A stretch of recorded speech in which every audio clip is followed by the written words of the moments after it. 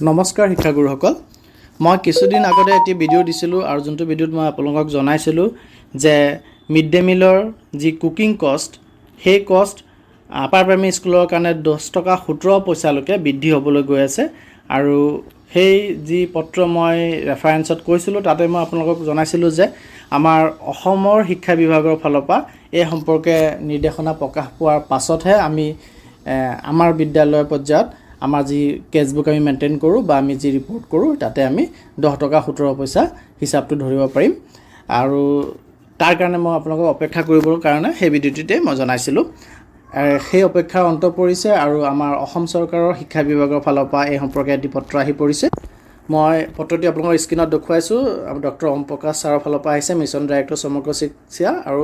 state nodal officer PM পোষণ আৰু প্ৰতিখন জিলালৈ এই পত্ৰটো আহিছে আৰু য'ত লিখিছে যে যি আমাৰ মেটেৰিয়েল কষ্ট আছে হেতু আগন্তুক 1 মে তাৰিখৰ পৰা মে 1 তাৰিখৰ পৰা তাক ৰিভিজন হৈ আছে তাৰ বৃদ্ধি হৈ আছে PM পোষণৰ আন্ডাৰত আৰু এই ইয়াতে উল্লেখ কৰিছে যে বাল বাটিকা অৰ্থাৎ ক শ্ৰেণী আৰু লোৱাৰ প্ৰাইমেৰী মানে ক্লাছ 1 to 5 লৈকে ৰিভাইজড যি মেটেৰিয়েল কষ্ট হ'ব 1 মেৰ পৰা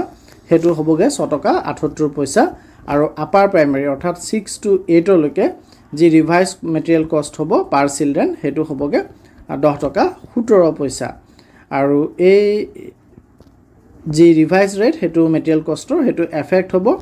মে 1 তাৰিখৰ পৰা 2025 চনৰ মে 1 তাৰিখৰ পৰা গতিকে সকলো পক্ষকে এই সম্পৰ্কে